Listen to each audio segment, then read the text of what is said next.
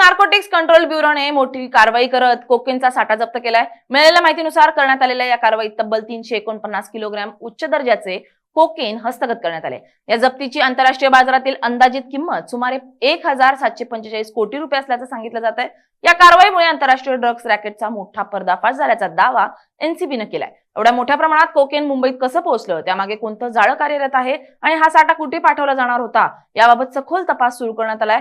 दरम्यान अमित शहा यांनी या यशस्वी कारवाईबद्दल एनसीबीचं कौतुक केलंय। या कारवाईत एका व्यक्तीस अटक करण्यात आली आहे। त्याच्या चौकशीत अन्य साठा भिवंडी येथील लक्ष्मण कंपाऊंड येथील गोदामात दडवल्याची माहिती उघड झाली आहे। त्यानंतर पथकांनी तेथे छापा मारला। संबंधित गोदामात परदेशातून आयात केलेली मोठमोठी यंत्र उपकरणं ठेवण्यात आली होती। या उपकरणाच्या खळगीत मोकळ्या जागेत प्रत्येक 1 किलो कोकेन भरलेली 213 पाकिटं सापडली आहेत।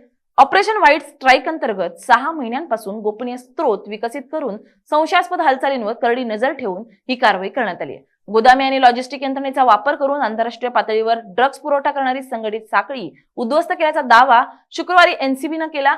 कोकेन दडवून आयात केलेली यंत्रणं उपकरणं कोणी पाठवली, कोणी मागवली, ती भारतात कोणी उतरवून घेतली, ती छापा पडलेल्या वेअर हाऊस मध्ये आणणारे कोण, यासाठी अर्थसहाय्य करणारे कोण, याचा तपास सुरू झाल्याचं सांगण्यात आलंय।